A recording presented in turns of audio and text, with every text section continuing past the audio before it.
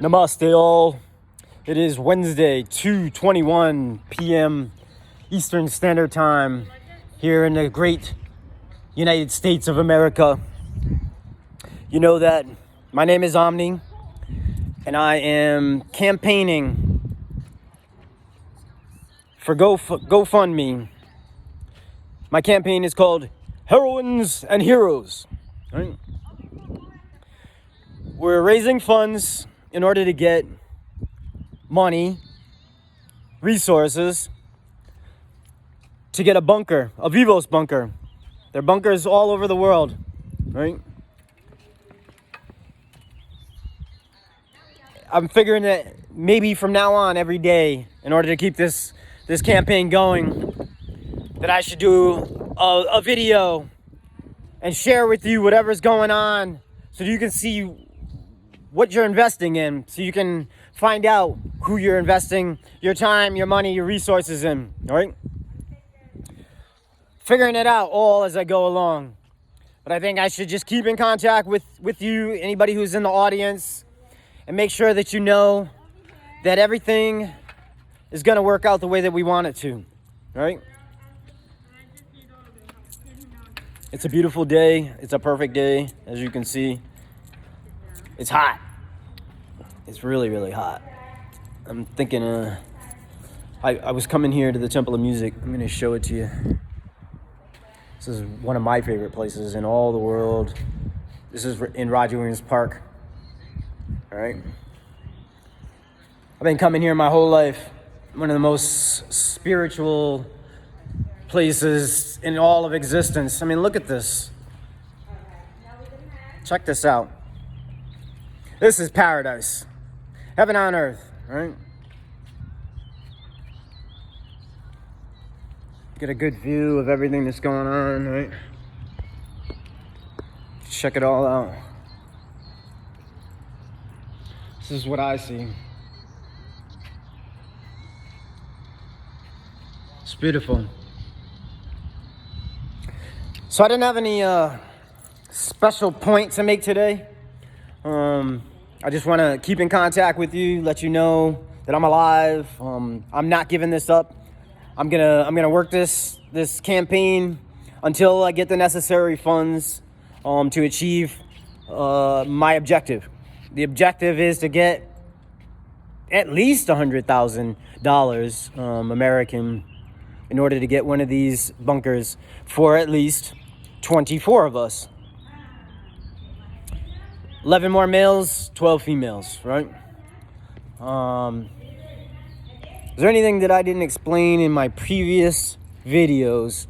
If I've forgotten something, you can always let me know. I know that I haven't gotten any responses. I haven't gotten any funds other than the funds that I've raised. And the truth is, if by some miraculous turn of circumstances, no one else is willing to help me out, then I will raise all the funds myself. I will invest all the money necessary to get a bunker, even if it turns out that I would be on my own. You know, I've been on my own. I've been working this project by myself anyway.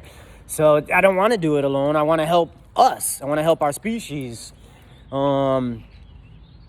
I want to be a hero. That's why it's called Heroines and Heroes. I want to draw together people who are on that same sheet of music. It's kind of, to me, it's amazing that we have all these stories about heroes and heroines. We have all these legends and all these myths. And we have these comic books and these movies that do so well in box office. But people have been unwilling to just claim these titles and actually, like, why is there not a school specifically for heroines and heroes? Why is there not an institution where they can be trained, where we can be trained, where we can be people who are tapping into their full potential or harnessing all the energy that we have at our disposal? It amazes me that we don't already have that. So even if this campaign, no, I'm not going to doubt myself. I have absolute certainty that regardless of whether you help me out or anyone else decides to help me out with this, then I'll just be the hero. I'll be the ultra hero of heroes. I'll do it. You know, if if it turns out that I only end up saving myself, then, you know, you can remember that I said that I wasn't setting out to do this on my own or to do this by myself. But if that's how it turns out, you know, I'll do whatever is necessary to safeguard the continuity of our species. You know that, and I know that. So let's forget about any more talks of hearing me discuss any ideas of doubt, right? So from now on, we're using absolute certainty as our model, right? Model for success. In order to educate you about Vivos, I'm going to do more research today. When I go home, I will read up more. I read pretty much everything that there was. I watched all the videos that Robert Vicino posted. I've had a couple of conversations with him on LinkedIn. I'm feeling, I get a positive sensation, like this guy could be my life mentor. You know, I've had a lot of mentors. I'm sure we all have. But I'm going to do a little bit more study, and I'll share whatever I learn as I go along. That's another thing about being a hero or heroine is we share what we have. You know, it's not all about rescuing people from crises. It's about sharing the resources, the energy, the time that we have that's available to us while able. Right now, I don't really have much more to say. Like, I came here to the Temple of Music. It's called the Temple of Music, you know. I don't know if I've shown you this, but I will. There are actual names of musicians. Some people have tagged, obviously, with chalk. That's okay. But there are actual names inscribed in these walls. It says, the early development of the art of music. Pythagoras, 582 to 500 BC, determines the ratios of the diatonic scale. Ptolemy, AD 130, reforms the Greek modes, preparing the way for the ecclesiastical modes. St. Ambrose arranges the Ambrosian tones of church music, 384. Guido of Arezzo, 990 to 1050, systematizer of musical notation and solemnization. I don't know in all the years that I've been coming here that I've actually read those words. Adam de la Hale, I don't know if you could actually see that. Maybe I can enlarge it. No. Well, it says Adam LaHale, 1230 to 1288. Well, generally there are names and titles, right? All right, so I was really essentially just waiting for people. There were people kind of milling around the temple. I wanted to sing. No, I've been singing my whole life. I'm not a great singer in the sense that you could say I've been tone deaf my whole life and didn't know it, right? But that doesn't matter. I love singing. It makes me feel alive, fully alive. Music is perhaps the most important element of life. I mean, the omniverse is made of music, of vibrations. Vibrations are music. So I came here to sing today. I worked for a little while. I made the necessary money, you know, that I need to pay for my rental, my car rental, with Lyft. And, you know, the summer should be about fun, and I concentrate on that. It's another thing you might want to know about me, and if you were going to be living with me in one of these bunkers, each morning I think about what's fun about this moment, this here and now moment, and what's funny about this here and now moment. Where is the funny? Where's the fun? So by thinking about that, I set the tone for the day by thinking about it's not all about work. Life is not all about work. We have plenty of time for work. But if we're focused on, like at our core, having a great life, a fun life, then that means we're aiming at what we love doing, what we're passionate about, and then everything else will eventually come to us because of that focus. So yes, you know, I used to think that ultra-natural love was the main focus, but I think in actuality, what I came into life for was to bring in the idea of the ultra-natural, because we've already, history already shows people know what the supernatural is, and obviously if there's a hierarchy of terms, which there are, and the ultra-natural had not existed prior to my existence, and I think about that concept, I think essentially the reason I came into life, my function is just to give life to the ultra-natural, not the omniverse, because omniverse was something I learned about from other people, right? I didn't make up that subject. You don't think that I titled the existence that we live in after my own name. I took my name from the dictionary, from the Oxford English Dictionary. You know, that's what I chose at a certain point around the turn, prior to the turn of the millennium, right? Because of my beliefs.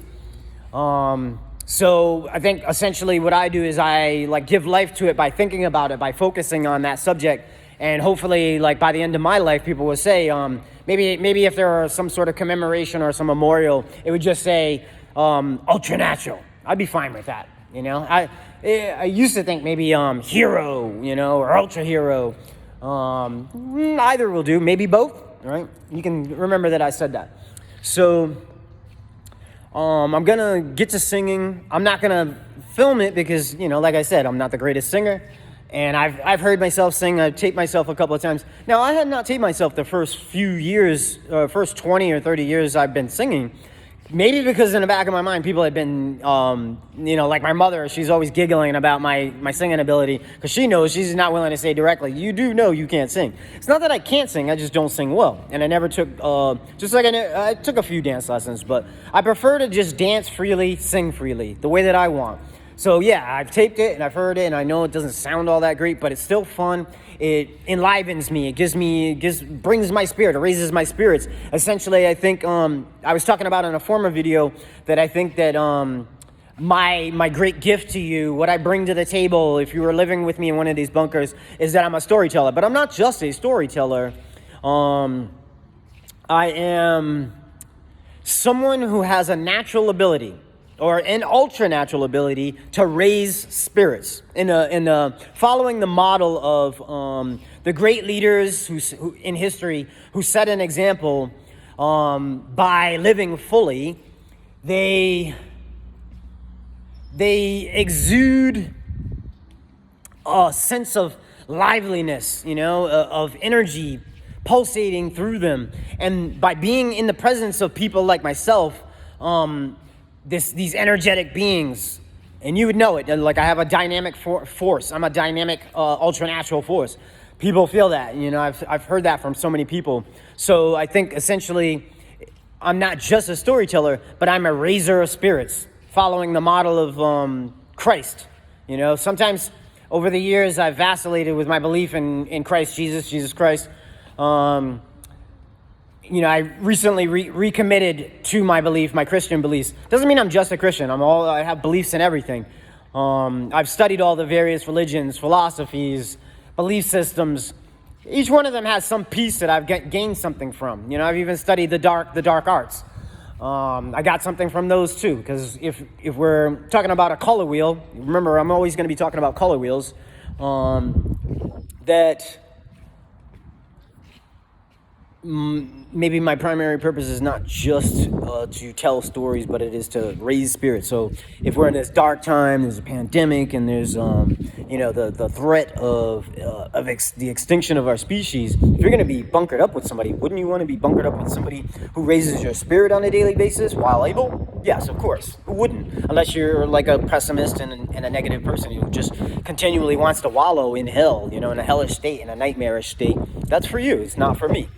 I make this assumption based on my understanding of reality that someone in those 24, one of us, or a number of us among the 24, may be predominantly negative people. And then there are some of us will be predominantly neutral, and the others predominantly positive. And maybe we'll shift those in degrees, you know, as time continues to unfold, time and space. But, you know, I think every morning, you know, as I get up thinking about where's the funny, or what's funny about this moment, what's fun about this moment, like I try to set the tone for the day as on a positive note. I've been taught that. It just makes sense for healthy people to start the day and end the day, and even have in the middle of the day positive things. You know, you're naturally going to experience neutrality and negativity whether you want to or not. That's part of the matrix of the zillion dimension omniversal dream game in which we find ourselves, right? So that's it. You know, I got a little bit of time here. I've got something to drink. I'm not gonna take me singing, you know, and force you my audience to run away. I'm sharing my ultra natural love with you in the present. I hope that you will get hooked on a daily dose of Omni, right? And that you will want to share your lives with me. It won't just be me speaking to you. It'll be you. It'll be a communication. You know, it won't just be me trying to one up the rest of the world. It's about cooperation, interdependence. You know, I like to think of myself as an extremely ultra independent individual, but I'm capable of working and playing interdependently. Hopefully, you are too. Join me. You know, join me in this discussion. Let's have a discussion. Make some remarks, comments. You know, I'm new to this whole fundraising thing, and, you know, thus far it's been completely unsuccessful. But I'm going to press on. You know, I'm going to press on until I find myself outfitting one of these bunkers, you know, with other people. I'm going to need help. I need help today. I need your help. I hope you're paying attention and that you understand this is about us. This is about we, right? I love you. Namaste. 1,000,000%.